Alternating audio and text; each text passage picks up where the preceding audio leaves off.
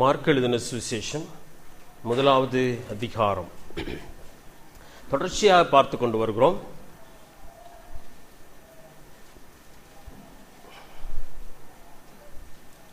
இதுவரைக்கும் நாம் இருக்கிற 13 வசனங்கள் பார்த்தோம். 13 வசனங்கள் வரைக்கும் பார்த்திருக்கிறோம். முதலாவதாக அந்த அதிகாரத்தில் பார்த்த காரியம் யோவான் ஸ்நானகனை பற்றி. யோவான் ஸ்நானகன் அந்த ஊழியத்தை ஆரம்பிக்கிறது பற்றிய மார்க் இதை எழுத ஆரம்பிக்கும் பொழுது எழுதுகிறார். எப்படி ஆரம்பமாகிறது? முதல் வசனம் எப்படி இருக்கிறது? இயேசு கிறிஸ்துவினுடைய சுவிசேஷத்தின் ஆரம்பம், அப்படிதான் ஆரம்பிக்கிறார் மார்க். அதை ஆரம்பிக்கும் பொழுது இயேசு கிறிஸ்துவை பற்றி தான் அவர் அங்கே சொல்லுகிறார். இந்த புஸ்தகத்தில் அதிகமாக அவருடைய போதகத்தை பற்றி கூட அல்ல, அவர் யார் என்று சொல்லி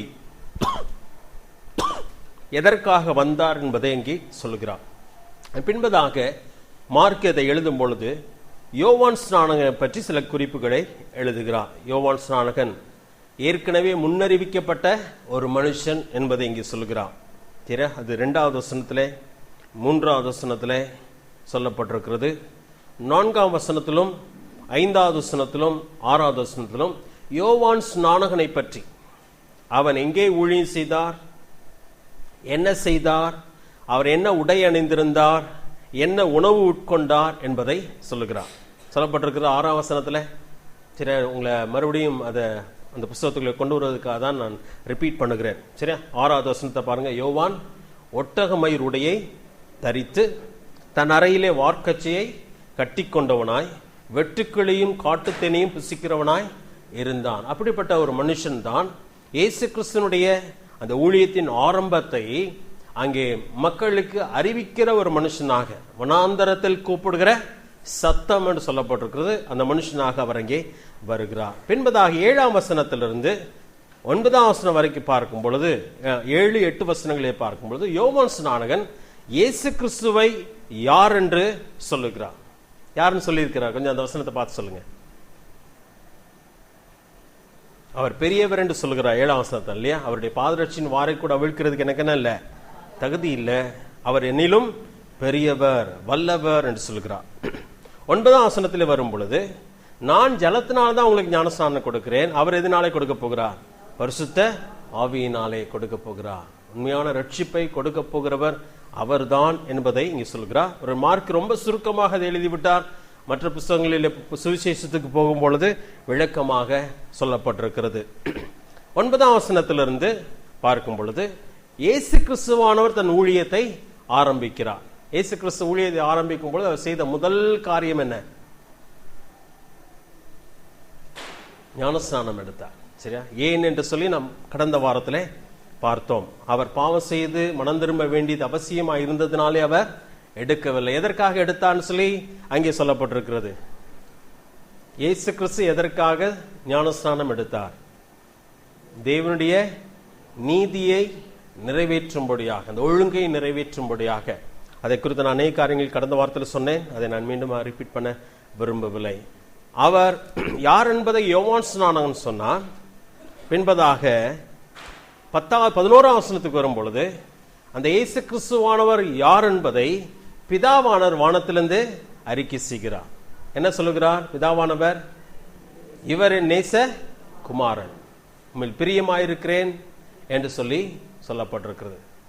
அப்ப அவர் நேசகுமாரன் என்பதை அங்கே தேவன் அறிக்கை செய்கிறவராக இருக்கிறார். அப்படியானால் அவர் யார்? தேவனுடைய குமாரனாக இருக்கிறார். 12ஆம் வசனத்துல அங்கே ஆவியானவர் அங்கே அவரை வனாந்தரத்துக்கு கொண்டு போகிறார். பிசாசனாலே சோதிக்கப்படுகிறார். பிசாசை ஆண்டவர் ஜெயிக்கிறார். 2 காரியத்தை பார்க்கிறோம். ஒன்று, அவர் ஞானஸ்நானம் எடுத்தார் மனிதனை போல. பின்பதாக அவர் மனிதனை போல சோதிக்கவும் பட்டார். ஏனால் அதிலிருந்து நாம் கற்றுக்கொள்கிற காரியம், ஞானஸ்நானம் சும்மா விளையாட்டான ஒரு காரியம் அல்ல.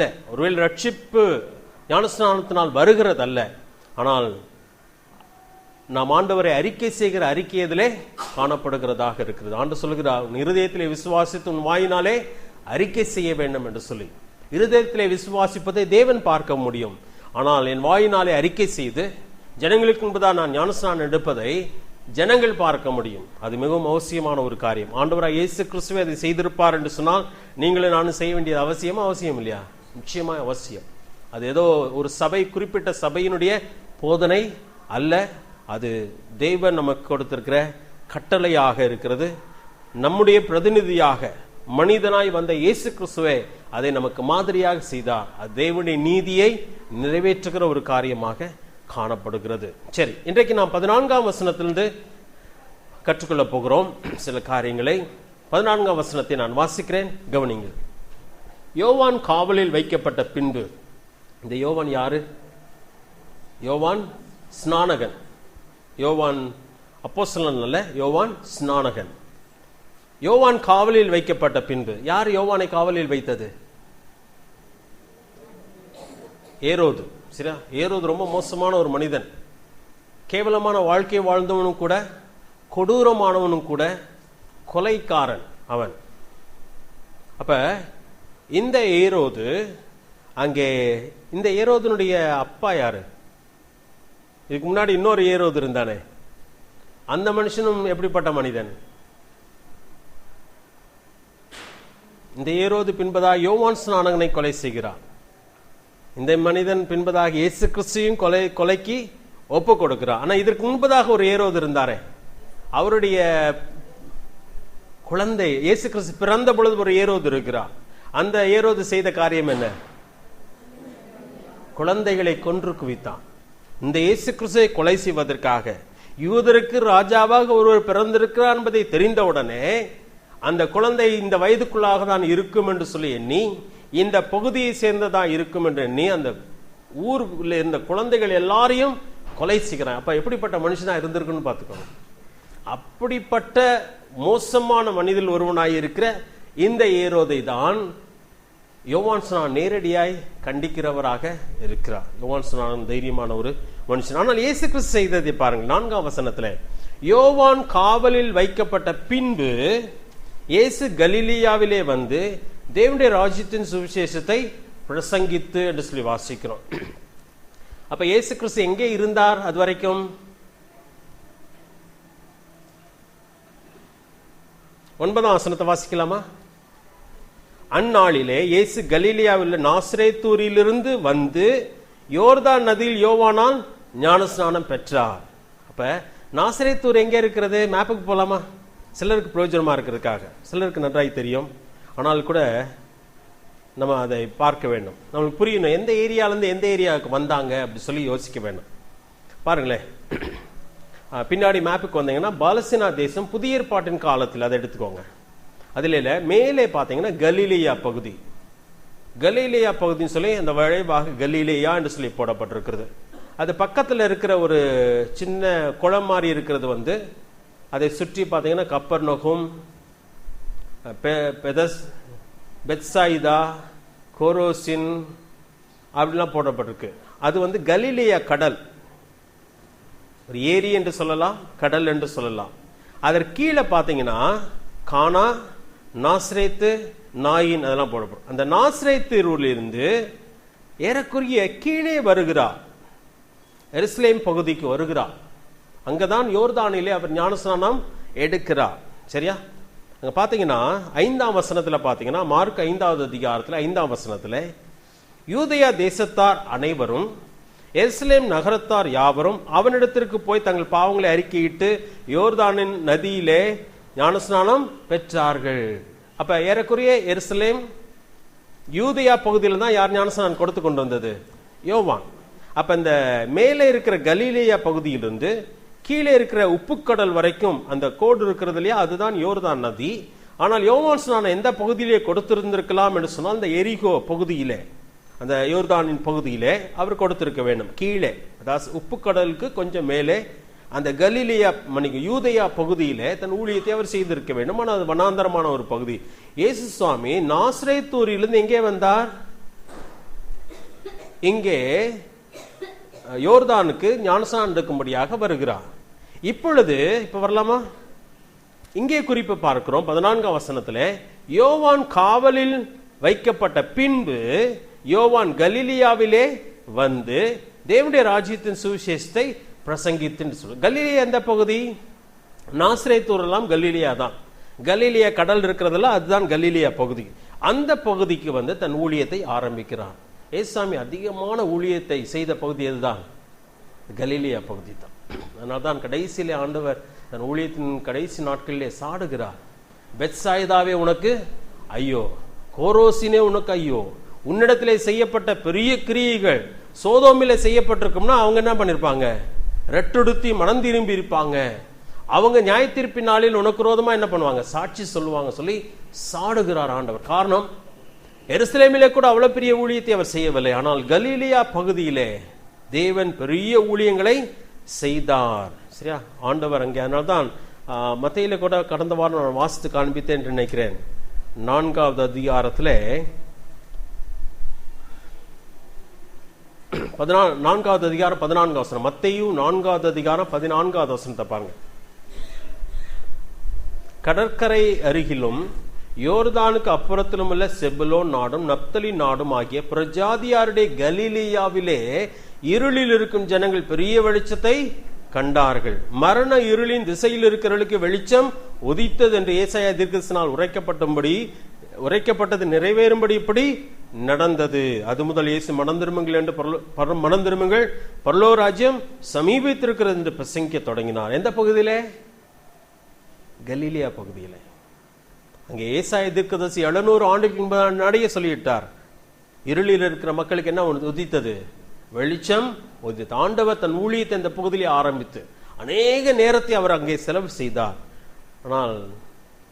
ஆனால் இயேசு கிறிஸ்துவின் சீஷர்கள் அநேகர் எந்த பகுதியை சேர்ந்தவர்கள்? கலீலியா.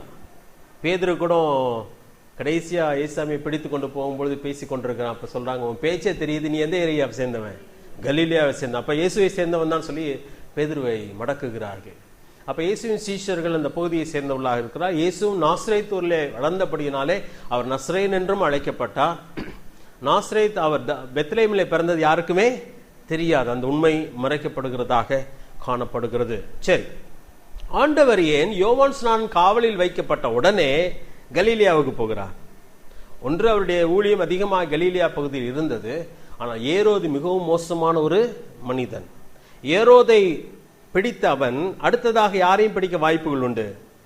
அன்றைக்கு பிரபலமாக அநேகர் இயேசுவை பின்பற்ற ஆரம்பித்தபடினாலே இயேசு அந்த இடத்தை விட்டு கடந்து போகிறார். பயத்தினாலே கடந்து போகவில்லை, ஆனால் அவருடைய நேரம் இன்னும் வரவில்லை. அவர் மரிக்கதான் இந்த பூமிக்கு வந்திருக்கிறார். ஆனால் ஏரோதின் கையிலே தான் விழக்கூடாது என்பதற்காக அவர் அந்த இடத்தை விட்டு கடந்து போகிறவராக இருக்கிறார். சரி, பவுலுடைய வாழ்க்கையில பார்க்கலாம். அநேக நேரத்தில் எதிர்ப்புகள் அதிகமாகும் போது சில இடத்தை விட்டு கடந்தவர் போகிறவராக இருக்கிறார். சில இடங்களில் ஆண்டு சொல்கிறார், நீங்க தைரியமாயிரு, நான் உன்னை என்ன பண்ணுவேன், பாதுகாப்பேன்னு சொல்கிறார். இப்ப அங்கே இருந்து வேலை பார்ப்பதும் தேவனுடைய சித்தமானால் நலமான ஒரு காரியம். அதனால யோவான் ஸ்நானன் செய்த தவறு என்பதல்ல, அவன் தேவனுடைய சித்தத்தை செய்கிறவராக இருக்கிறார். அதே வழியில் இயேசு கிறிஸ்துவான் அந்த இடத்தை விட்டு காலி செய்து போகிறவராகவும் இருக்கிறார். தேவனுடைய சித்தமானது அப்படியாக இருக்கிறது. அப்ப ஞானமாகவும் நடந்து கொள்ள வேண்டியது நம்முடைய கடமையாகவும் இருக்கிறது. சரி, அங்க போய் என்ன பிரசங்கம் பண்ணினார்? வாசிக்கும் பொழுது 14ஆம் வசனத்துல ராஜ்யத்தின் சுவிசேஷத்தை பிரசங்கித்து சொல்லப்படும். ராஜ்யத்தின் சுவிசேஷம் என்றால் என்ன? ஒரு வரப்போகிற ராஜ்யத்தை பற்றி சொல்லப்படுகிற ஒரு காரியமாக அது காணப்படுகிறது. வரப்போகிற ராஜ்யம் எது? நிறைய ராஜ்யங்கள் இந்த பூமியில வந்துருச்சு. அந்த படத்தை பாத்தீங்கன்னா தானியேலின் தரிசனத்துல தலை, பொன் தலை, வெள்ளி, வெண்கலம், இரும்பும் களிமண்ணும் சேர்ந்த ராஜ்யங்கள், அநேக ராஜ்யங்கள் வந்தது. பாபிலோன் இருந்தது, அப்புறம் மேதிய பெர்சிய ராஜ்யம், கிரேக்க ராஜ்யம், ரோம ராஜ்யம். ரோம் இருக்கிறது, ஆனால் ரோம ராஜ்யம் இப்பொழுது இல்லை. இனிமேல் ஒரு ராஜ்யம் வரப்போகிறது. அது இரும்பும் களிமண்ணும் சேர்ந்த ஒரு ராஜ்யம். அது யாருடைய ராஜ்யம்? அந்தி கிறிஸ்துவின் ராஜ்யம். அது ரொம்ப குறிப்பிட்ட காலம், 7 வருடங்கள் மாத்திரம்தான் அந்த பூமியிலே ஆளப்போகிறான்னு வந்து. ஆனால் அதற்கு பின்பதாக அந்த தரிசனத்திலே பார்த்தால் ஒரு கைகளினால் பேர்க்கப்படாத ஒரு கல் புரண்டு ஓடி வந்து அந்த சிலையை அடித்த அந்த ஓரத்தில் இருக்கு பாருங்க, சிலைக்கு தெரியும். அப்ப ஒரு கல், கைகளினால் பேர்க்கப்படாத ஒரு கல் உருண்டு ஓடி வந்து அந்த சிலையை மோதி உடைத்து தூள் தூளாக்கி, பின்பதாக அந்த கல் வளர்ந்து பூமியை முழுவதும் நிரப்பிற்று. அந்த கல் எந்த கல்லா இருக்கிறது? இயேசு கிறிஸ்துவா இருக்கிறார். அவர் இந்த பூமியிலே வந்து தம் ராஜ்யத்தை ஸ்தாபிக்க போகிறார். நம்முடைய ராஜ்யம் எது? பரலோகம். அவரோடு கூட தான் இருக்க போகிறோம். தேவன் தம் ராஜ்யத்தை இந்த பூமியிலே ஸ்தாபிக்க போகிறார். லூக்கா 8வது வசனத்துல ஒரு அங்கே குறிப்பு இருக்கிறது. யூதர்கள் இந்த செய்தியை மிகவும் நன்றாக புரிந்தார்கள். இயேசு கிறிஸ்து இந்த செய்தியை அறிவிக்கும் பொழுது இந்த பூமியில எந்த ராஜ்யம் இருந்தது? சரி, உங்களை கேள்வி கேட்டுட்டே இருக்கிறேன் சொன்னா நீங்க கவனிக்க வேண்டும்ன்றதுக்காக. இயேசு கிறிஸ்து இந்த பூமியிலே அவர் சுவிசேஷத்தை பிரசங்கிக்கும் பொழுது எந்த ராஜ்யம் பூமியில் இருந்தது? ரோம ராஜ்யம். சரியா? அப்ப ஆண்டவர் ஒரு ராஜ்யத்தை பற்றி பேசுகிறார். ராஜ்யத்தின் சுவிசேஷத்தை அவர் பிரசங்கிக்கிறார். லூக்கா 8வது அதிகாரம் முதல் வசனத்தை வாசிக்கிறேன். பின்பு அவர் பட்டணங்கள் தோறும் கிராமங்கள் தோறும் பிரயாணம் பண்ணி தேவனுடைய ராஜ்யத்துக்குரிய நற்செய்தியை குறித்து பிரசங்கித்து வந்தார். 12 அவருடனே கூட இருந்தார். தேவனுடைய ராஜ்யத்திற்குரிய நற்செய்தியை கூறி பிரசங்கித்தார். அது என்ன நற்செய்தி? மார்க்குக்கு வரலாம். தேவனுடைய ராஜ்யத்தின் சுவிசேஷம் அதுதான். பாத்தீங்கன்னா நம்ம எதை பற்றி பேசுகிறோம்? இவ்வளவுக்குரியதை பற்றி நம்ம பேசல. இயேசுசாமி கிட்ட கேட்கிறாங்க, நீ ராஜாவா? ஆம், நான் ராஜா தான். ஆனா என் ராஜ்யம் இவ்வுலகத்துக்குரியது அல்ல. இந்த உலகத்தின் ராஜ்யங்களைப் போல என் ராஜ்யம் இருக்க போகிறது இல்லை. இந்த உலகத்தின் ராஜாக்களைப் போல நான் ஆட்சி செய்ய போகிறதும் இல்லை. என் ராஜ்யம் வித்தியாசமா இருக்க போகிறதுன்னு சொல்லி ஆண்டு சொல்கிறார். ஆனா அந்த ராஜ்யத்துக்குரிய நற்செய்தி என்னவென்று சொன்னால் 15வது வசனத்துக்கு வரலாம். மார்க் 1வது அதிகாரம் 15வது வசனம். காலம் சமீபமாய், காலம் நிறைவேறிற்று என்று சொல்கிறார். காலம் நிறைவேறி. என்ன காலம் நிறைவேறிற்று?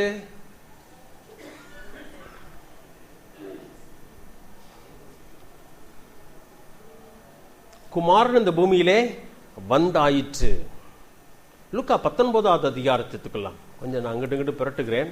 ஆனால்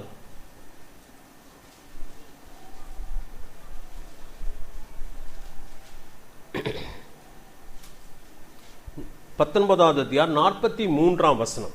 அதுல அந்த காலம் என்று சொல்லி வருகிறது. உன்னை சந்திக்கும் காலத்தை நீ அறியாமல் போனபடியால் அப்படி சொல்கிறான். லூக்கா 19:43 உன்னை சந்திக்கும் காலத்தை நீ அறியாமல் போனபடியால் உன் சத்துரு உன்னை சூழ மதில் போட்டு உன்னை வளைந்து கொண்டு எப்பக்கத்திலும் உன்னை நெருங்கி. தேவனுடைய காலம், நேரம் என்று சொல்லி ஒன்று இருக்கிறது. எதற்காக? ஆதாம் பாவம் செய்த நாளிலேயே ஆண்டவர் ஒரு காரியத்தை சொல்லிட்டார். ஸ்திரீயின் வித்தாக ஒருவர் வந்து உன் தலையை நசுக்குவார் என்று சொன்னார். அந்த குமாரன் இந்த பூமியிலே மனுஷனாய் வருவதற்கு தேவன் ஒரு நாளை குறித்திருந்தார். கலாத்தியருக்கு வரலாம். கலாத்தியர் நான் சொல்ல சொல்ல பிரட்டிட்டே வரணும். 4வது அதிகாரம் 5வது வசனம். கலாத்தியர் 4வது அதிகாரம் 5வது வசனம்.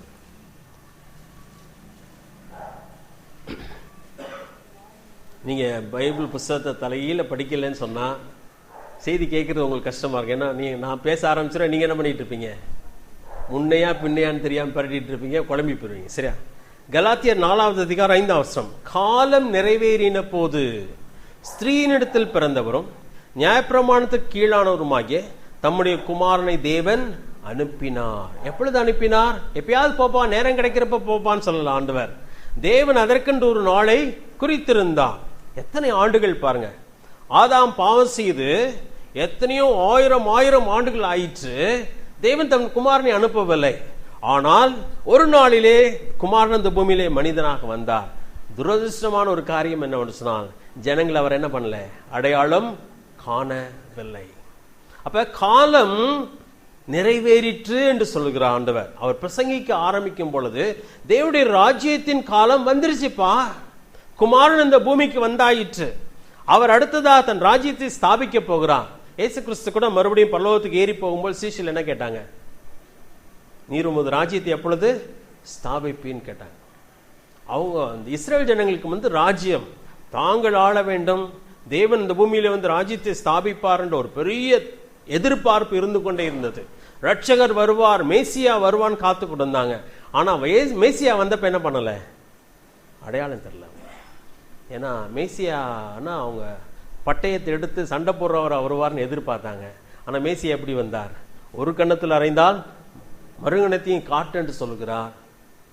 அவர் சாந்தமும் மனத்தாழ்மையுமாக இருக்கிறார். அவரை அடையாளம் காண முடியவில்லை.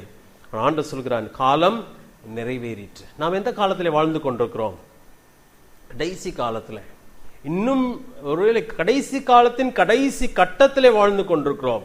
இன்னும் அதிகமான நாட்கள் இல்லை. வெளிப்படுத்தின விசேஷத்தில் மீண்டும் மீண்டுமாய் சொல்லப்படுகிறது, இனி காலம் செல்லாது, காலம் சமீபமாய் இருக்கிற, சீக்கிரத்தில் எல்லாம் முடிவடைய போகிறது, ஆண்டவருடைய ராஜ்யம் சீக்கிரமாய் வரப்போகிறது. இதே தான் ஆண்டவரும் அன்றைக்கு பிரசங்கிக்கிறார்.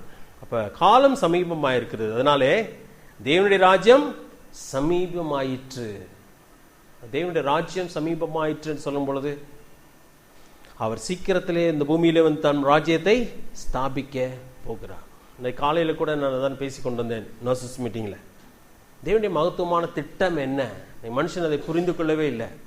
தேவன் மனுஷனை உண்டாக்கின பொழுது தமது சாயலில் உண்டாக்கி தம்மோடு கூட அவன் என்றென்றைக்கும் இருக்கும்படியாக திட்டத்தோடு கூட அதை செய்தார். அதான் அவருடைய திட்டம். ஏதெனிலே ஆதாமோடும் ஏவாளோடு கூட அவர் உலாவினார். அதுதான் அவருடைய திட்டம். ஆனால் பாவம் வந்து மனிதனின் தெய்வத்தை என்ன பண்ணிருச்சு? பிரிச்சிருச்சு. ஆனா ஆண்டவர் அதை விட்டுட்டாரா? மீண்டுமாய் மனிதனை தெய்வத்தோடு கூட சேர்க்கும்படியாக தன் சொந்த குமாரன் இந்த உலகத்திலே அனுப்பினார். இன்றைக்கு அவர் எங்கே வாசம் பண்ணுகிறார்? நமக்குள்ளே வாசம் பண்ணுகிறார். ஆனால் அவர் சொல்றார், ரொம்ப நாள் போகாதுப்பா, காலம் சமீபமா இருக்கு, தேவனுடைய ராஜ்யம் சமீபமாயிற்று, நீ என்ன பண்ணலாம்? எளிதாக அதிலே பிரவேசிக்க முடியும். அந்த ராஜ்யம் அவர் மீண்டுமாய் வந்து நம் பிள்ளைகளை ஒன்றாக சேர்க்க போகிறார். அந்த ராஜ்யம் அவர் ஆளப்போகிற அந்த ராஜ்யத்தில் நானும் நீங்களும் பங்கெடுக்க வேண்டுமானா என்ன செய்ய வேண்டும்? 15ஆம் வசனம் மறுபடியும் பார்க்கலாம். காலம் சமீபமாயிற்று. ஒரு வார்த்தை எங்க இருக்கிறது? ஏற்கனவே பார்த்துட்டோம். தேவனுடைய ராஜ்யம் சமீபமாயிற்று. ரொம்ப தூரத்தில் இல்லை, ரொம்ப அருகிலே இருக்கிற தேவனுடைய ராஜ்யம். அது மாத்திரம் இல்ல, அது ரொம்ப கஷ்டமானதும் அல்ல. தேவனுடைய ராஜ்யத்தை பெற்றுக்கொள்ளணும்னா என்ன செய்யணும்? அடுத்த பகுதி, மனம் திரும்பி சுவிசேஷத்தை விசுவாசியுங்கள். நேரம் ஆயிடுச்சு, காலம் நிறைவேறிடுச்சு, தேவனுடைய ராஜ்யம் சமீபமா வந்துருச்சு. அதுல நீங்களும் நானும் பிரவேசிக்க வேண்டும் என்று சொன்னால் செய்தி என்ன? மனம் திரும்பி சுவிசேஷத்தை விசுவாசியுங்கள் சொல்லுங்க. ரெண்டு காரியம் அந்த இடத்துல சொல்லப்பட்டிருக்கு. மனம் திரும்ப வேண்டும், சுவிசேஷத்தை விசுவாசிக்க வேண்டும். இப்ப ரெண்டும் சேர்ந்து நடக்க வேண்டிய ஒரு காரியம். இந்த ஆலயத்துக்கு வந்து நல்ல பாடல் பாடி கொஞ்ச நாள் ஞானஸ்நானம் எடுத்து அப்பத்திலே பங்கெடுத்து அப்படியே சேர்ந்து கொள்வதா ஆண்டவரை விசுவாசிப்பது என்றால் இல்லை. மனம் திரும்ப வேண்டும், அவரை என்ன பண்ணணும்? அதுதான் அவர்தான் என்னுடைய ரட்சகர் என்று சொல்லி அவரை ஏற்றுக்கொள்ள வேண்டும், விசுவாசிக்க வேண்டும். ஒருவேளை சுவிசேஷத்தை விசுவாசிங்கள் சொன்னா சுவிசேஷம் யாரா இருக்கிறார்? முதல் அதிகாரம் முதல் வசனம் வாஸ்தவம் என்ன? இயேசு கிறிஸ்துவினுடைய சுவிசேஷத்தின் ஆரம்பம். அவர்தான் சுவிசேஷம். அவரிடத்திலே ஒரு மனிதன் விசுவாசம் வைக்க வேண்டும். அவர் தெய்வம் என்றும், அவர் நம்மை தேடி வந்த ரட்சகர் என்றும், அவரின் பாவங்களுக்காய் மரித்து உயிரோடு கூட எழுந்தவர் என்பதையும் நான் விசுவாசித்து அவரை ஏற்றுக்கொள்ள வேண்டும். அதை செய்வதற்கு முன்பதாக ஒரு மனிதன் என்ன பண்ணணும்? மனம் திரும்ப வேண்டும். மனம் திரும்புதல் என்றால் என்ன? நான் உங்களுக்கு தெரிந்தா கூட விளக்கமா சொல்றேன், எல்லாருக்கும் புரிய வேண்டும் என்பதற்காக. மனம் திரும்புறதுனா என்ன? மனதை திருப்ப வேண்டும். மனிதன் தன் மனசும் மாம்சமும் விரும்பின வழியிலே என்ன பண்ணான்? போனான். அவன் விரும்பின வழியிலே நடந்தான். எனக்கு பிடிச்சமான வழி. யார் என்ன சொல்றது? எனக்கு பிடித்தமான வழி என்று சொல்லி அவனவன் தன் வழியிலே போனான்னு சொல்லி வேதம் சொல்லுகிறது. ஆனா மனிதன் இப்பொழுது யோசிக்க வேண்டிய காரியம், நான் போகிற வழி தவறான வழி, நான் பாவம் செய்திருக்கிறேன், நான் போகிறது தவறு, இது தேவனுக்கு பிடித்தமானது அல்ல, இப்படி நான் போனால் நிச்சயம் நரகத்துக்கு தான் போவேன் என்பதை உணர்ந்து என்ன பண்ணணும்? திரும்ப வேண்டும். யார் பக்கமாய் திரும்ப வேண்டும்? இயேசு கிறிஸ்துவின் பக்கமாய் திரும்ப வேண்டும். அவர்தான் வழி என்று சொல்லி அந்த வழியிலே ஒரு மனுஷன் நடக்க வேண்டும். அவரை அவன் பின்பற்ற வேண்டும். புரிகிறதா? இந்த ஆலயத்துக்கு வருது சந்தோஷமான ஒரு காரியம். இங்க வருகிறதுனாலே உங்களுக்கு எனக்கு என்ன நன்மை? பரலோகத்துக்கு போலாமா? இல்ல, அவருடைய சத்தியத்தை நாம் அறிந்து கொள்ள வாய்ப்பு கிடைக்கிறது. ஆனா பரலோகத்துக்கு போறதுக்கு என்ன வழி? மனம் திரும்பி அவரை விசுவாசிக்க வேண்டும். அதுதான் பரலோகத்துக்கு போகிற ஒரே ஒரு வழி. அதுதான் ஆண்டவராய் இயேசு கிறிஸ்து பிரசங்கிக்கிறார். காலம் நிறைவேறிற்று, குமாரன் வந்தாயிற்று, தேவனுடைய ராஜ்யம் சமீபமாய் இருக்கிறது, ரொம்ப அருகிலே இருக்கு, சீக்கிரத்தில் வரப்போகிறது, மனிதன் எளிதாய் படித்துக் கொள்ளலாம். பாருங்களேன், தேவனுடைய ராஜ்யத்தின் அந்த ராஜாவே எங்க இருக்கிறார்?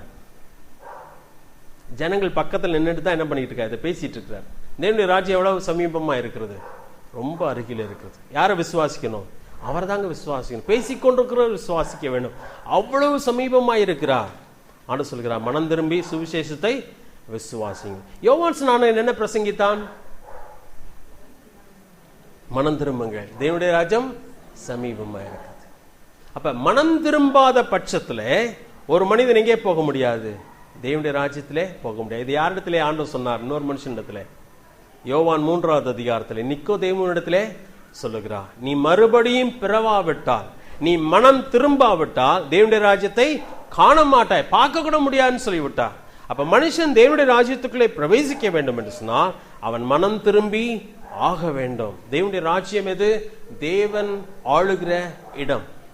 இதுதான் அந்த கள்ளன், அந்த திருடன் சிலுவையிலே தொங்கிக் கொண்டிருக்கும் பொழுது சொல்லுகிறான், ஆண்டவரே உம்முடைய ராஜ்யத்தில் வரும்போது அடியனை நினைத்து என்ன விட்டுறாதீங்க ஆண்டவரே, என்ன தெரியாதுன்னு சொல்லிடாதீங்க. அவர் ராஜா என்பதை அறிகிறான், தான் பாவி என்பதை அறிகிறான், அந்த ராஜ்யத்துக்கு போக வேண்டும் என்று சொல்லி ஏங்குகிறான், மனம் திரும்புகிறான். ஆண்டவர் சொல்கிறான், இன்றைக்கு நீ என்னோடு கூட எங்கே இருப்பாய்? பரதேசியில் இருப்பாய். எவ்வளவு எளிதான காரியம் பாருங்களேன். அந்த மனுஷன் இறங்கி போய் ஞானஸ்நானம் எடுக்கல, இறங்கி போய் ஆலயத்துக்கு போய் அட்டன் பண்ணல, ஒண்ணுமே பண்ணல. கடைசி வரைக்கும் பாவத்திலே வாழ்ந்து பாவத்தின் தண்டனை அனுபவித்துக் கொண்டிருக்கிறான், தொங்கிக் கொண்டிருக்கிறான். அப்ப அந்த மனுஷன் கேட்கிறான், ஆண்டவரே என்னை நினைத்தரலும் சொன்ன பொழுது, இனிமே முடியாதுப்பா, நேரெல்லாம் கடந்துருச்சு சொன்னாரா? இல்லை, இன்றைக்கு நீ என்னோடு கூட பரதேசி. எவ்வளவு எழுதி பாருங்களேன், எவ்வளவு லேசான காரியம் பாருங்களேன். அப்ப பரலோக ராஜ்யம் சமீபமா இருக்கிறதா தூரமா இருக்கிறதா? சமீபமா இருக்கிறது. மனிதன் எளிதாக இன்றைக்கு ஆண்டவருடைய ராஜ்யத்தின் பங்காளியாக மாற முடியும். தேவனுடைய ராஜ்யத்திலே பிரவேசிப்பதற்கு மக்கள் பாருங்களேன் எவ்வளவு கஷ்டப்பட்டு போறாங்க. அன்றைக்கு நாங்க பேசிட்டு இருந்தோம், மார்கழி மாசத்துல சட்டை போடாம 3 மாசமா எவ்வளவு நாள்? 40 நாளா? எவ்வளவு நாள் சட்டை போடாம, செருப்பு போடாம. நீங்க நடந்து வருவீங்களா செருப்பு போடாம சர்ச்சுக்கு? எல்லாரும் செருப்பு போடாம தான் சர்ச்சுக்கு வரணும்னு ஒரு சட்டம் போட்டுட்டோம்னு வச்சுக்கோங்க, எத்தனை பேர் வருவீங்க? இந்த சர்ச்சுக்கு போறதுக்கு இன்னொரு சர்ச்சுக்கு போயிட்டு இருக்கலாம்னு சொல்லிட்டு யோசித்து பாருங்களேன். அவங்கள நம்ம பாராட்டி தாங்க ஆகணும். அவங்களுக்கு இருக்கிற வயிறாக்கி நமக்கு இருக்கா? கொஞ்சம் வயிறு வலிக்கிற மாதிரி இருந்தாலே எங்க இருந்துடும்? வீட்டிலே இருந்துடும். ஏன்னா டாய்லெட்டுக்கு போக வேண்டியது வந்துருமே, எங்கேயே டாய்லெட் இல்லை பாருங்க.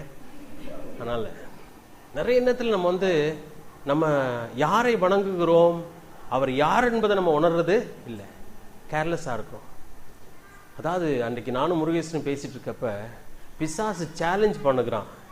பிரின்ஸும் நானும் பேசுறோமா என்னன்னு தெரியல, யாருன்னு தெரியல. இப்ப சேலஞ்ச் பண்றான்.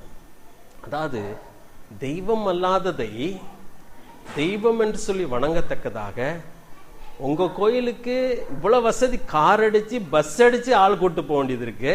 ஆனா எங்க கோயிலுக்கு மட்டும் என்ன வணங்குறதுக்கு எப்படி வராங்க மக்கள்? செருப்போடான்னு சொல்லிட்டே வராங்க. காலு முள்ளும் கல்லு முள்ளும் காலுக்கு மேத்துன்னு சொல்லி நடந்து வரான். சட்டை போடக்கூடாதுன்னு சொல்லிட்டு அதுவும் செய்யறான். என்ன சொன்னாலும் செஞ்சு என்ன கூப்பிடுவான் பாரு, உன் கோயிலுக்கு வர வச்சு பாருன்னு சொல்லி ஆண்டோட்ட சேலஞ்ச் பண்ற மாதிரி இருக்குன்னு சொல்லி பேசும். உண்மையா உண்மை இல்லையா? ஒரு திகைப்பா இருக்குது. பிசாசு சொல்றான், நான் மக்களுக்கு இப்படியெல்லாம் கட்டளை போட்டிருக்கேன், அவன் என்ன பண்றான்? செய்யறான், என்னை கும்பிட வரான். எவ்வளவு தூரம் வருகிறான்? ஐயா ஓட்டுறது ட்ரை சைக்கிள், அது ஒண்ணுதான் அவனுடைய சொத்து, அதை அடகு வச்சுட்டு காசை வாங்கிட்டங்க போறான். அவ்வளவு தூரம் போயிட்டு வரான். ஆனால் நாம் எப்படி ஆண்டவரை சேவிக்கிறோம்? அவனுக்கு அது தேவனுடைய ராஜ்யத்தை கொடுக்க போகிறதே கிடையாது. ஆண்டு சொல்லிட்டாரு, தேவனுடைய ராஜ்யம் மிகவும் சமீபமா இருக்கிறது, இன்னும் காலம் போக போகிறதில்லை. நீங்க என்ன பண்ணணும்? மனம் திரும்பி சுவிசேஷத்தை விசுவாசி, இயேசு கிறிஸ்துவை விசுவாசிக்கும் பொழுது பரலோக ராஜ்யத்திலே பிரவேசிக்க முடியும் சொல்லி ஆண்டவர் அழகாய் பிரசங்கம் பண்றான். இன்றைக்கும் அதே தான் ஒரே ஒரு வழி. பிசாசு ஜனங்களை வஞ்சிக்க போகிறான், அவர்களை நேரடியாய் நரகத்துக்கு கொண்டு போய் சேர்க்க போகிறான். ஜனங்கள் தாங்கள் செய்கிறது என்னதென்று அறியாமல் செய்து கொண்டு நேரடியாகி பாதாளத்தை நோக்கி போய் கொண்டிருக்கிறார்கள். ஆனால் இயேசு கிறிஸ்துவானவர் அவரே ராஜாவாக இருக்கிறார். ராஜ்யத்தின் ராஜாவாய் இருந்து அவர் இந்த பூமியிலே வந்து சொல்லுகிறார், மனம் திரும்புங்கள், தேவனுடைய ராஜ்யம் சமீபமா இருக்கிற சுவிசேஷத்தை விசுவாசிங்கள் சொல்கிறார். அப்படி வாழ்க்கையில் என்ன செய்கிறோம்? ஒரு இன்னைக்கு யாராவது இதுவரைக்கும் மனம் திரும்பாத ஒரு நிலைமை இருக்கும் என்று சொன்னான், நீங்கள் செய்ய வேண்டிய ஒரு காரியம், ஆண்டவரே நான் ஒரு பாவி என்று சொல்லி ஒத்துக்கொள்ள வேண்டும். ஆண்டவர் நீர் எனக்காக வந்த இரட்சகர், எனக்காக சிலுவையிலே மரித்தீர், நான் சாக வேண்டிய இடத்துல நீர் செத்தீர், எனக்காக உயிரோடு கூட எழுந்தீர், நான் விசுவாசிக்கிறேன் ஆண்டவர்னு சொல்லி நம்முடைய வாழ்க்கையை பாவத்திலிருந்து திருப்பி ஆண்டுடைய வழியில நாம் நடக்க ஆரம்பிக்க வேண்டும். அதாவது நான் முன்னாடி இந்து கோயிலுக்கு போனேன் பிரதர், நான் இப்ப சர்ச்சுக்கு தான் போயிட்டு இருக்கிறேன் ஒழுங்கா அப்படின்னு சொல்றது முக்கியம் இல்லை. நம்முடைய வாழ்க்கையை மனம் திரும்பி இருக்கிறதா? யோவான் நான் சொல்லும்போது சொல்லுகிறார், மனம் திரும்புதலுக்கு ஏற்ற கனியை கொடுங்கள், அல்லது கோடரியானது மரங்களின் வேறருகே வைக்கப்பட்டிருக்கிறது, அது வெட்டப்பட்ட அக்கினியிலே போடப்படும். நல்ல கனி கொடாத மரமெல்லாம் வெட்டப்பட்ட அக்கினியிலே போடப்படும். ஆலயத்துக்கு வருவது சந்தோஷமான ஒரு காரியம். ஆனால் நம்முடைய வாழ்க்கை மாறவில்லை என்று சொன்னால் நாம் போகிற இடம் அக்கினி கடல் தான், வேற ஒன்றுமே கிடையாது. சபை நம்மை பரலோகத்துக்கு கொண்டு போகாது. மனம் திரும்ப வேண்டும். ஆண்டவர் பிரசங்கிக்கிற அந்த பிரசங்கமாக இருக்கிறது. கீழே வந்துடலாம். 21 ஆசனத்துல பின்பு கப்பர்நகூமு போனார்கள். உடனே அவர் ஓய்வு நாளில் ஜெப ஆலயத்தில் பிரசங்கித்து போதகம் பண்ணினார். அது பின்பதாக நம்ம பார்க்கலாம். ஆண்டவர் போகிற இடமெல்லாம் சுவிசேஷத்தை பிரசங்கிக்கிறார். சரி, ஆண்டவர் செய்த இன்னொரு காரியத்தை நான் பார்த்து இன்றைக்கு முடித்து விடலாம், அதிக நேரம் இல்லாதபடினாலே. 16வது வசனத்துக்கு வருவோம்.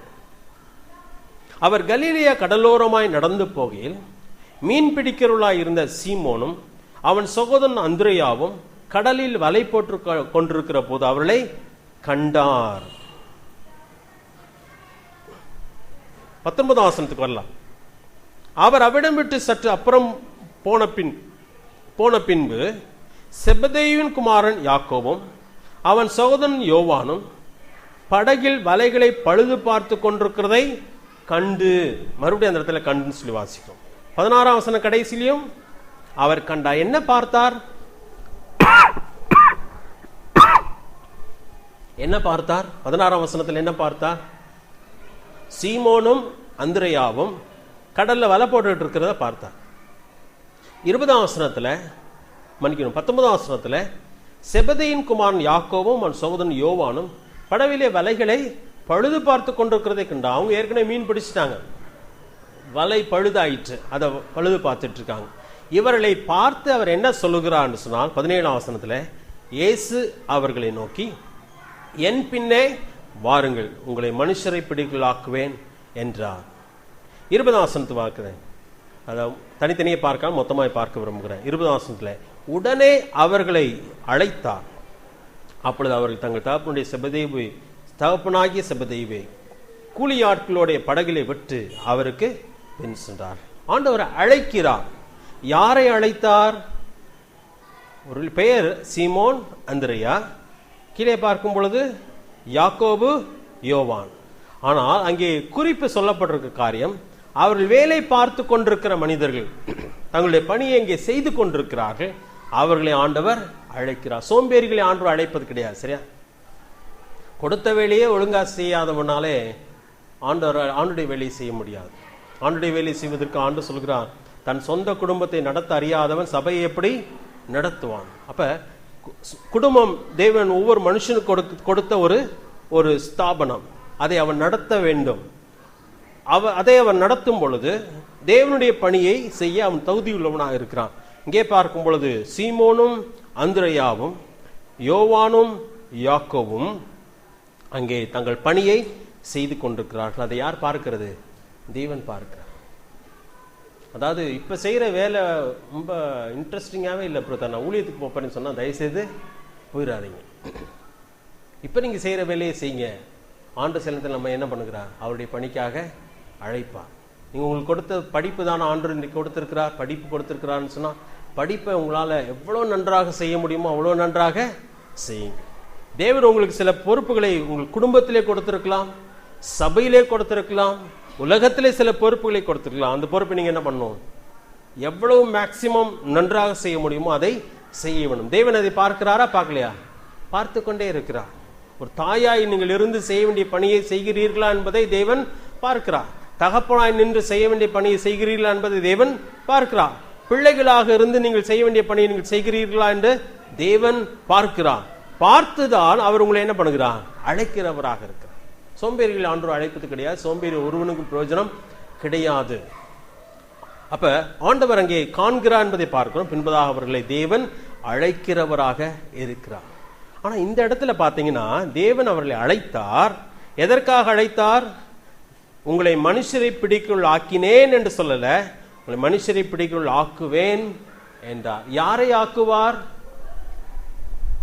என்னை பின்பற்றி வாருங்கள், அப்பொழுது உங்களை மனுஷரை பிடிக்கிறவள் ஆக்குவேன். இப்ப மீன் பிடிக்கிறவர்களாக இருந்தாங்க இவ்வளவு நாள். இனிமே அவங்க எப்படிப்பட்டவர்களா இருக்க போகிறார்கள்? மனுஷர் பிடிக்கிறதுனா என்ன? இதே சுவிசேஷத்தை ஜனங்களுக்கு அறிவித்து ஜனங்களை ஆண்டவரிடத்திலே கொண்டு வந்து சேர்க்கிற ஒரு மனிதனாக உங்களை மாற்றுவேன் சொன்னான். ஆண்டவர் அந்த இடத்துல வேலையை விட்டுட்டு வான்னு சொல்லல, என்னை பின்பற்றி வா என்று தான் சொன்னார். ஆனா அவங்க வேலையை விட்டுட்டு போனாங்க, உண்மைதான். ஆனா ஆண்டவர் சொல்ல பின்பற்றி வாருங்கள். 3வது அதிகாரத்துக்கு வருவோமா? 3வது அதிகாரத்துல தான் பாத்தீங்கன்னா தன்னை பின்பற்றின மனிதர்களை தேவன் என்னவாக்குகிறார் பாருங்க. அங்கதான் ஆண்டவர் சீஷர்களை தமக்கென்று தெரிந்து கொள்கிறார். 14ஆம் வசனத்தை வாசிக்கிறேன் பாருங்க. அப்பொழுது அவர் 12 பேரை தெரிந்து கொண்டு அவர்கள் தம்மோட கூட இருக்கவும் பிரசங்கம் பண்ணும்படியாக தாம் அவர்களை அனுப்பவும் வியாதிகளை குணமாக்கி பிசாசுகளை துரத்தும்படி அவர்களுக்கு அதிகாரம் உடையவர்களாக இருக்கும் அவர்களை ஏற்படுத்தினார். எங்கதான் ஏற்படுத்துகிறார்? இங்கே அழைக்கதான் செய்கிறார். அப்ப இந்த கேப்ல ஏசாமி பின்னாடி வந்தவங்க நிறைய பேர், இந்த 12 பேர் மாத்திரம் கிடையாது, நிறைய பேர் வந்தாங்க. நிறைய பேர் போகவும் செஞ்சுட்டாங்க. ஆனால் தேவன் சிலரை மட்டும் சில பணிகளுக்காக என்ன பண்ணுகிறார்? ஏற்படுத்துகிறார். யாரை ஏற்படுத்துகிறார்? ஏற்கனவே தங்கள் பணியை ஒழுங்காய் செய்து கொண்டிருந்தவர்கள். அது மாத்திரமல்ல, இப்பொழுது யார் அவரை உண்மையாய் பின்பற்றினார்களோ அவர்களை என்ன பண்ணினார்? அப்போஸ்தலர்களாக ஏற்படுத்துகிறார். அப்போஸ்தலன் சொல்லும் ஆண்டவர் சில பணியை அவர்கள் கையிலே கொடுக்கிறவராக இருக்கிறார். இங்கே சொல்லும் பொழுது என்னென்ன பணிக்காக பாருங்களேன். 14ஆம் வசனத்துல அவர்கள் தம்மோட கூட இருக்கவும், அதாவது பெர்மனண்டா அவரோடு கூட இருக்கவும், பிரசங்கம் பண்ணும்படியா தாம் அவர்களை அனுப்பவும், தம்முடைய அதிகாரத்தை அவர்களுக்கு கொடுத்து அதை உடையவர்களா இருக்கும் அவர்களை ஏற்படுத்துகிறார். இன்னைக்கு ஆண்டவர் இங்க இருக்கிறவங்க எல்லாமே நம்ம எல்லாருமே ஆண்டவரை பின்பற்றுகிற மக்கள் தான். ஆனால் உங்கள் வாழ்க்கையை அவர் கவனித்துக் கொண்டே இருக்கிறார். நீங்க அவரை எப்படி பின்பற்றுறீங்க அப்படின்னு சொல்லி. சும்மா ஞாயிற்றுக்கிழமை வந்துட்டு போறீங்க அப்படின்னு சொன்னா அதே ஆண்டவர் பார்த்துட்டே இருக்கிறார். நான் ஒருவேளை நல்ல ஷோ காட்டலாம், ஆனா என்னுடைய உண்மையான வாழ்க்கை யார் பார்த்துட்டே இருக்கா? ஆண்டவர் பார்த்துட்டே இருக்கிறார். உங்ககிட்ட எல்லாரிடத்திலையும் நான் நல்ல பேர் வாங்கி விடலாம், ஆனா என்னுடைய உண்மையான நிலைமை யார் பார்த்து கொண்டிருக்கிறது? தேவன் பார்த்து கொண்டிருக்கிறார். அதன் அடிப்படையில் தான் தேவன் என்னை எடுத்து அவர் பயன்படுத்துவார். நான் சொல்றது விளங்குதா? இங்க சொல்லப்பட்டிருக்கு அவர் அவர்களை என்ன பண்ணினார்? ஏற்படுத்தினார். 15ஆம் வசனம் கடைசியில பாத்தீங்கன்னா அவர்களை ஏற்படுத்தினார். இது யோவான்லயே வருகிறது பாருங்களேன். யோவான் 16வது அதிகாரத்துக்கு வாங்க.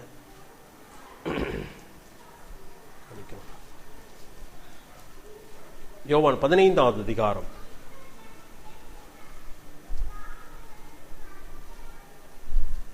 யோவான் 15வது அதிகாரம் 16ஆம் வசனத்துல நீங்கள் என்னை தெரிந்து கொள்ளவில்லை, நான் உங்களை தெரிந்து கொண்டேன். நீங்கள் என் நாமத்தினாலே பிதாவை கேட்டுக்கொள்வது எதுவோ அதை அவர் உங்களுக்கு கொடுக்கத்தக்கதாக நீங்கள் போய் கனி கொடுக்கும்படி படிக்கும், உங்கள் கனி நிலைத்திருக்கும் படிக்கும் நான் உங்களை ஏற்படுத்தினேன். appointed us. ஆண்டவர் நம்மை ஏற்படுத்துகிறார். எதற்காக? அவருடைய சித்தத்தை செய்யும் கருவியாக என்னையும் உங்களையும் ஏற்படுத்துகிறார். அங்க உண்மையை சொல்ல போனா எல்லாரும் வலையை விட்டுட்டு வா, படகை விட்டுட்டு வா, அப்பா அம்மா விட்டுட்டு வான்னு ஆண்டு சொல்லவே இல்லை. ஆண்டவர் என்ன சொல்கிறார்? என்னை பின்பற்றி வாருங்கள். ஆண்டவரை பின்பற்ற ஆரம்பித்தார்கள். சில காலம் போன பின்பு ஆண்டவர் அவர்கள் என்ன பண்ணுகிறார்? தெரிந்து கொண்டு ஏற்படுத்துகிறார். இன்னைக்கு நம்முடைய வாழ்க்கையில் ஆண்டவர் பார்த்துட்டே தான் இருக்கிறார். நீங்க முழு நேர ஊழியத்தில் வேலையெல்லாம் விட்டுட்டு வரணும்னு ஆண்டு சொல்லல, ஆனா ஆண்டரை பின்பற்றுமா? உண்மையை பின்பற்றுகிறோம். நிறைய பேர் பின்பற்றினார்கள் இயேசுவை. திரள் கூட்டமான ஜனங்கள் எப்பொழுதுமே பின்பற்றினார்கள். ஆனா அவங்களை எல்லாரையும் ஆண்டு என்ன பண்ணல? ஏற்படுத்தவே இல்லை. சிலரை ஏற்படுத்துகிறார். அவருடைய குறிப்பிட்ட பணிக்காக அவர்களை ஏற்படுத்துகிறார். அப்ப இந்த இடத்துல தான் ஆண்டுடைய அழைப்பு வருகிறது. இந்த அழைப்பு என்பது ரொம்ப அற்புதமான ஒரு காரியம். அதாவது அவரை பின்பற்றும்படியான அழைப்பு. லூக்கா 9வது அதிகாரத்துக்கு வரலாம். அவரை பின்பற்றுதல்னால் என்ன, அதையும் சொல்லி மட்டும் நான் முடிச்சிடறேன். லூக்கா 9வது அதிகாரம் நமக்கு தெரிந்த வசனம், ஆனா இந்த சூழ்நிலையில் அந்த வசனத்தை நம்ம பார்க்கலாம். லூக்கா 9வது அதிகாரம் 23வது வசனம். ஆண்டவர் யாரையும் கட்டாயப்படுத்துவது கிடையாது. என்னை பின்பற்றி வாருங்கள், உங்களை மனுஷரை பிடிக்கிறவர்கள் ஆக்குவேன் என்று சொல்லுகிறார். அவர்கள் பின்பற்றினார்கள், பின்பு அவர்களை அவர் ஏற்படுத்தினார் என்று சொல்லி வாசிக்கிறோம். பின்பற்றுதல்னா என்ன? 23வது வசனம், லூக்கா 9:23. பின்பு அவர் எல்லாரையும் நோக்கி, ஒருவன் என்னை பின்பற்றி வர விரும்பினால் அவன் தன்னைத்தான் வெறுத்து தன் சிலுவை அனுதினமும் எடுத்துக்கொண்டு என்னை பின்பற்ற கடவன். அவரை பின்பற்றுதல்னா என்ன என்று சொன்னா, எல்லாருக்கும் சில ஆசைகள் உண்டு, சில கற்பனைகள் உண்டு. நான் என் வாழ்க்கையில் எப்படி ஆகணும், அப்படி ஆக வேண்டும் என்று சொல்லி ஒருவேளை அம்பிஷன்ஸ் தவறு கிடையாது. என் வாழ்க்கையில இப்படிப்பட்ட நிலைமைக்கு நான் வர வேண்டும் என்ற ஆசை தவறு கிடையாது. ஆனால் அதை யார் கரத்தில் வைக்க வேண்டும்? ஆண்டவரே, என்னுடைய சித்தம் அல்ல, உம்முடைய சித்தம் ஆகட்டும். என்ன ஆசைகள் அல்ல. ஆனா நம்முடைய ஆசை ஆண்டவரிடத்தில் சொல்லலாமா? தாராளமாக சொல்லலாம். ஆனால் சொல்ல வேண்டிய ஒரு காரியம், எனக்கு இப்படி எல்லாம் ஆசை இருக்கிறது ஆண்டவரே, ஆனால் உம்முடைய ஆசை என்னிடத்திலே ஆகட்டும். மரியாளுக்கு ஆசை இருந்திருக்க வேண்டும். அவளுக்கு திருமணம் ஆக போகிறது. யோசேப்போடு கூட நிச்சயமான ஒரு பெண்ணாக நிற்கிறாள்.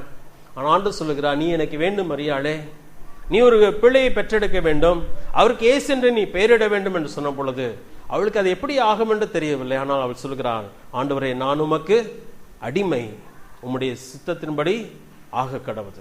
அதை தான் தேவன் எதிர்பார்க்கிறார். இன்றைக்கு நாம் அவரை பின்பற்றுகிறோம் என்று சொல்லுகிறோம்.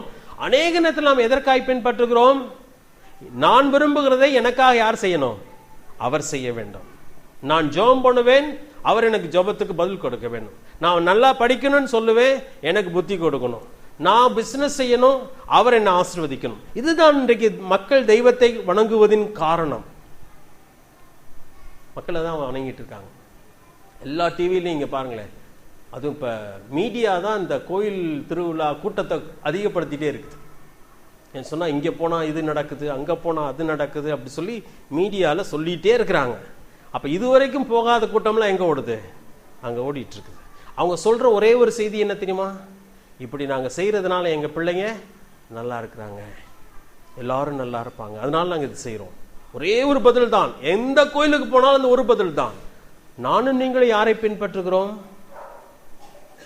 அவரை பின்பற்றுகிறோம் என்று சொல்கிறோம். எதற்காக பின்பற்றுகிறோம்? என் விருப்பத்தை அவர் எனக்கு செய்ய வேண்டும், என் பிள்ளைகள் நன்றாக இருக்க வேண்டும், அவளுடைய எதிர்காலம் ஆசீர்வாதமா இருக்க வேண்டும், அதற்காக நான் பின்பற்றுகிறேன் என்று சொல்கிறோம். இல்லை, நாம் அவரை பின்பற்றவில்லை, நம்முடைய ஆசைகளை தான் பின்பற்றி கொண்டிருக்கிறோம்.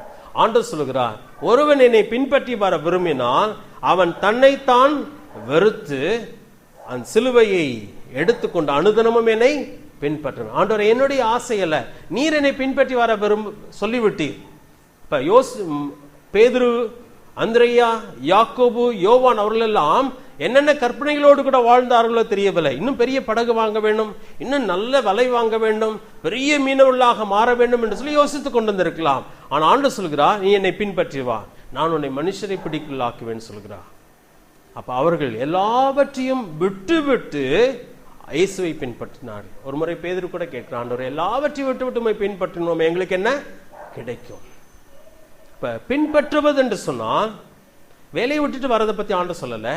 ஆனா என் சித்தத்தை, என் விருப்பத்தை அவரிடத்திலே கொடுத்து விட்டு, ஆண்டவரே, உம்முடைய விருப்பத்தை நான் செய்ய ஆயத்தம், நான் உமக்கு அடிமை ஆண்டவரே, நீர் உம்முடைய சித்தத்தை என் வாழ்க்கையின் மூலமாய் செய்யும் என்று சொல்லும் பொழுது தேவன் நாம் அவரை பின்பற்றுகிறதை பார்த்து நம்மை அவருடைய சித்தத்தை செய்ய நம்மை ஏற்படுத்துகிறவராக இருக்கிறார். அற்புதமான ஒரு அழைப்பு. இந்த அழைப்பு எல்லாருக்கும் புதிய ஏற்பாட்டில் உண்டு என்பது உண்மைதான். ஆனால் எல்லாரையும் ஆண்டவர் ஏற்படுத்துகிறது கிடையாது. ஆனால் உங்களை ஆண்டவர் ஏற்படுத்த விரும்புகிறார். உங்களை மனுஷரை பிடிக்குள் ஆக்க விரும்புகிறார். இங்கே அவர் செய்த காரியத்தை மட்டும் வாசித்து அப்படியே முடிச்சிடலாம். 16ஆம் வசனத்திலிருந்து பார்க்கிறேன். அவர் கலிலேயா கடலோரமாய் நடந்து போகையில் மீன் பிடிக்கிறவர்களாய் இருந்த சீமோனும் அவன் சகோதரனாகிய அந்திரேயாவும் கடலில் வலை போட்டுக் கொண்டிருந்த போது அவளை கண்டார். இயேசு அவர்களை நோக்கி, என் பின்னே வாருங்கள், உங்களை மனுஷரை பிடிக்கலாக்குவேன் என்றார். உடனே அவர்கள் தங்கள் வலைகளை விட்டு அவருக்கு பின் சென்றார்கள். அவர் அவிடம் விட்டு சற்று அப்புறம் போன பின்பு செபதேவின் குமாரன் யாக்கோவும் அவன் சகோதரன் யோவானும் படகில் வலைகளை பழுது பார்த்து கொண்டிருக்கிறதை கண்டு உடனே அவர்களை அழைத்தார். அப்பொழுது அவர்கள் தங்கள் தகப்பனாகிய செபதேயுவை கூலி ஆட்களோட படகிலே விட்டு அவருக்கு பின் சென்றார். இவங்க படகை விட்டுட்டு போனாங்க, வலையை விட்டுட்டு போனாங்க. இவங்க யாரை விட்டுட்டு போயிட்டாங்க? எப்பா நீங்களே ஆட்களை வச்சு என்ன பார்த்துக்கோ, இந்த தொழிலை தொடர்ந்து பாருங்க, நாங்க போகிறோம். ஏன்னா அவர் எங்களை கூப்பிட்டு விட்டார். இனிமேல் அவரை பின்பற்றுவதுதான் எங்களுடைய ஒரே ஒரு நோக்கமாக இருக்கும் என்று சொல்லி பின்பற்றி போகிறார்கள். ஆண்டவர் அங்கே சுவிசேஷத்தை பிரசங்கித்துக் கொண்டு வருகிறார். அதான் 21 ஆசனத்தில் பார்த்தோம். அது அடுத்த வாரத்தில் நாம பார்க்கலாம். தேவனுடைய ஊழியத்தின் இந்த அற்புதமான காரியம். தேவன் தாம் இந்த வார்த்தைகளை ஆசீர்வதிப்பாராக. ஜெபம் செய்வோம். கண்களை மூடலாம், கண்களை மூடுவோம், தலைகளை தாழ்த்துவோம். 2 காரியங்கள் தான் அவருக்கு இன்றைக்கு இந்த வேத பகுதியிலிருந்து பார்த்தோம். ஆண்டவர் சொன்ன காரியம், காலம் நிறைவேறிற்று, தேவனுடைய ராஜ்யம் சமீபமாயிற்று, மனம் திரும்பி சுவிசேஷத்தை விசுவாசியுங்கள் சொல்லிவிட்டார். தேவனுடைய ராஜ்யத்துக்குள்ளே பிரவேசிக்க வேண்டும் என்று சொன்னால் ஒரு மனுஷன் மனம் திரும்பி ஆக வேண்டும். மனம் திரும்பாத பட்சத்தில் அவரை பின்பற்ற முடியாது. அப்படியானால் பரலோக ராஜ்யம் அவனுக்கு கிடையாது. மனம் திரும்பி அவரை விசுவாசிக்கும் பொழுது பரலோக ராஜ்யம் உண்டு. பின்பதாக ஆண்டவருடைய அழைப்பை பார்த்தோம். பணி செய்து கொண்டிருக்கிற பேதுருவையும் அந்திரியாவையும் யோவானையும் யாக்கோபையும் ஆண்டவர் பார்த்து, என் பின்னே வாருங்கள், நான் உங்களை மனுஷரை பிடிக்கலாக்குவேன் என்று சொன்னார். அவர்கள் அவரை பின்பற்றினார்கள், உத்தமமாய் பின்பற்றினார்கள், எல்லாவற்றையும் விட்டுவிட்டு அவரை பின்பற்றினார்கள், தங்களுடைய ஆசைகளை விட்டுவிட்டார்கள். அவர்களை தேவன் ஏற்படுத்தினார் தம்முடைய சித்தத்தை செய்யும்படியாக. நீங்களும் நானும் எப்படி பின்பற்றுகிறோம்? நாம் பின்பற்றுகிற காரியத்தை அவர் பார்த்து கொண்டுதான் இருக்கிறார். நம்மால் இயன்றதை அவர் செய்யும்படியாக நம்மிடத்தில் அவர் எதிர்பார்க்கவில்லை. அவர் விரும்புகிறதை நாம் செய்ய அவர் எதிர்பார்க்கிறார். ஏதோ நம்மால் முடிந்ததை செய்துவிட்டு திருப்தி அடைந்து கொண்டிருக்கிறோமா, அல்லது அவர் விரும்புகிறதை நம்முடைய வாழ்க்கையில செய்து கொண்டிருக்கிறோமா? ரெண்டுக்கும் பெரிய வித்தியாசம் உண்டு.